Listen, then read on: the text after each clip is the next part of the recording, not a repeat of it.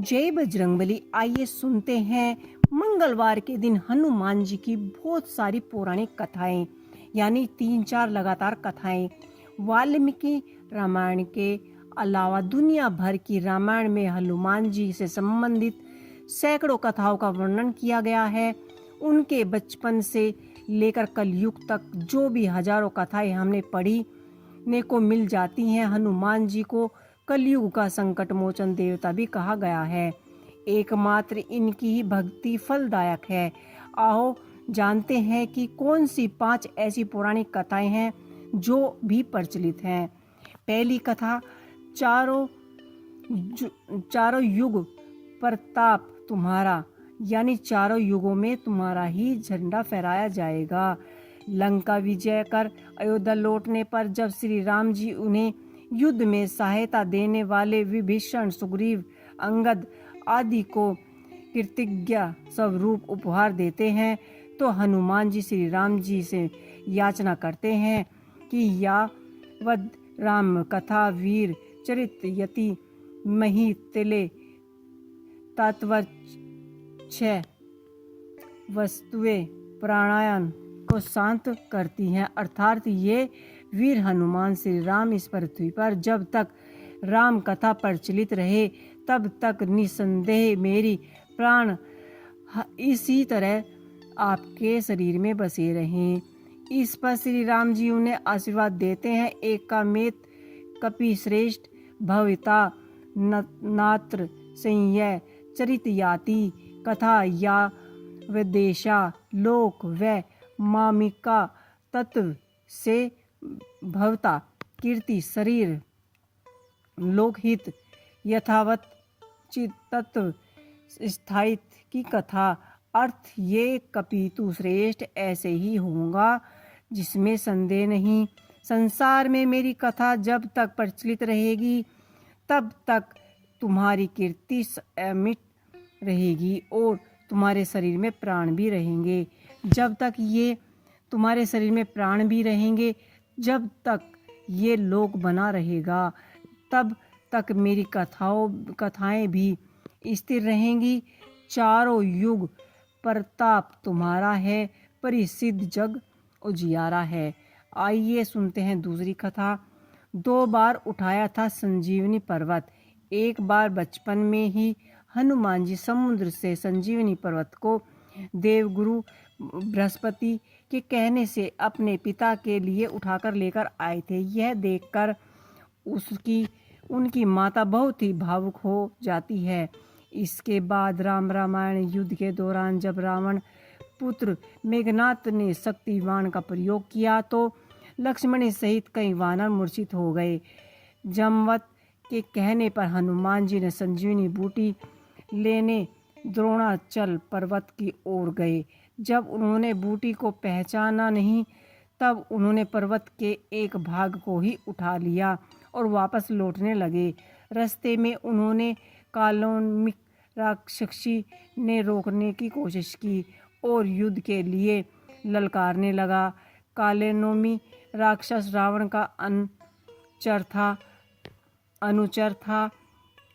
रावण के कहने पर ही कालनेमी हनुमान जी का रास्ता रोकने गए थे, लेकिन राम भक्त हनुमान उसकी छल को जान गए और उन्होंने तत्काल ही उसका वध कर दिया। आइए सुनते हैं तीसरी कथा, विभीषण और राम का मिलन। जब हनुमान जी सीता माता को ढूंढते ढूंढते विभीषण के महल में चले जाते हैं, विभीषण के महल पर वे राम का चिन्ह आकृति देखकर प्रसन्न हो जाते हैं। वहां उनकी मुलाकात विभीषण से होती है। विभीषण उन्हें अपना परिचय पूछते हैं और वे खुद उसको रघुनाथ का भक्त बताते हैं। हनुमान जी और विभीषण का लंबा संवाद होता है और हनुमान जी जान जाते हैं कि यह काम का व्यक्ति है। इसके बाद जिस समय श्री राम जी लंका पर चढ़ाई करने की तैयारी कर रहे थे, उस दौरान विभीषण का रावण से विवाद चल रहा था। अंत में विभीषण महल को छोड़कर राम से मिलने को आतुर होकर समुद्र के इस पार आ गए। वानरों ने विभीषण को आते देखा तो उन्होंने जाना कि शत्रु का कोई खास दूत है। कोई भी विभीषण पर विश्वास नहीं करता था। सुग्रीव कहते हैं कि हे रघुनाथ जी सुनिए, रावण का भाई मिलने आया है। प्रभु कहते हैं कि हे मित्र, तुम क्या सच समझते हो? वानर राज सुग्रीव ने कहा कि हे नाथ, राक्षसों की माया जानी नहीं जा सकती। यह इच्छानुसार रूप बदलने वाले न जाने किस कारण आया है। ऐसे में हनुमान जी सभी को दिलासा देते हैं और राम भी कहते हैं कि मेरे प्राण हैं और शरणगत के भय को हरा लेना चाहिए। इस तरह हनुमान जी के कारण ही श्री राम विभीषण पर मिलन सुनिश्चित कर पाए। आइए सुनते हैं एक चौथी कथा। सबसे पहले लिखी रामायण शास्त्रों के अनुसार विधान लोग कहते हैं कि सर्वप्रथम राम कथा हनुमान जी लिखते हैं कि और वह भी एक शिला चट्टान पर अपने नाखूनों से लिखा था।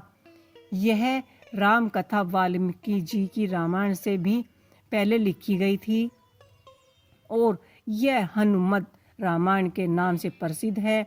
यह घटना तब की है जब भगवान श्री राम रामायण पर विजय प्राप्त करने के बाद अयोध्या में राज करने लगे थे और श्री हनुमान जी हिमालय पर चले गए थे। वहाँ वे अपने शिव तपस्या के दौरान की एक शिला पर प्रतिदिन अपने नाखूनों से रामायण की कथा लिखते थे। इसी तरह उन्होंने प्रभु श्री राम की महिमा का उल्लेख करते हुए हनुमत रामायण की रचना की। कुछ ही समय बाद महर्षि वाल्मीकि ने भी वाल्मीकि रामायण लिखी और लिखने के बाद उनके मन में इस भगवान शंकर को देखकर उनको समर्पित करने की इच्छा हुई। वे अपने रामायण लेकर शिव के धाम कैलाश पर्वत पहुंच गए। वहां उन्होंने हनुमान जी को और उनके द्वारा लिखे गए हनुमत रामायण को देखा और हनुमत रामायण के दर्शन कर वाल्मीकि को निराशा देखकर हनुमान जी ने उनसे उनकी निराशा का कारण पूछा। तब महर्षि बोले कि उन्होंने बड़े ही कठिन परिश्रम के साथ रामायण लिखी थी, लेकिन आपकी रामायण देखकर लगता है कि अब मेरी रामायण उपेक्षा ही रह जाएगी, क्योंकि अपने जो रामायण लिखी है उसके समक्ष मेरी रामायण तो कुछ भी नहीं है। तब वाल्मीकि की चिंता का शमन करते हुए श्री हनुमान जी ने हनुमत रामायण पर्वत शिला को एक कंधे पर उठाया और दूसरे कंधे पर महर्षि वाल्मीकि को बिठाकर समुद्र के पार ले गए और स्वयं द्वार की गई रचना को श्री राम जी को समर्पित करके समुद्र में समा गए। तभी हनुमान जी द्वारा रची गई हनुमत रामायण उपलब्ध नहीं है, वह आज भी समुद्र में ही पड़ी है। एक और पौराणिक कथा हनुमान जी और अर्जुन की। आनंद रामायण में वर्णन है कि अर्जुन के रथ पर हनुमान के विराजित होने के पीछे भी कारण है। एक बार किसी रामेश्वर तीर्थ में अर्जुन का हनुमान जी से मिलन हो जाता है। इससे पहले मुलाकात में हनुमान जी से अर्जुन ने कहा, अरे राम और रावण के युद्ध के समय तो आप ही थे। तो ये थी हनुमान जी की 5 लगातार पौराणिक कथाएं। आपको ये कथाएं कैसी लगी मुझे कमेंट बॉक्स में लिख के अवश्य ही बताइएगा। जय श्री राम, जय हनुमान।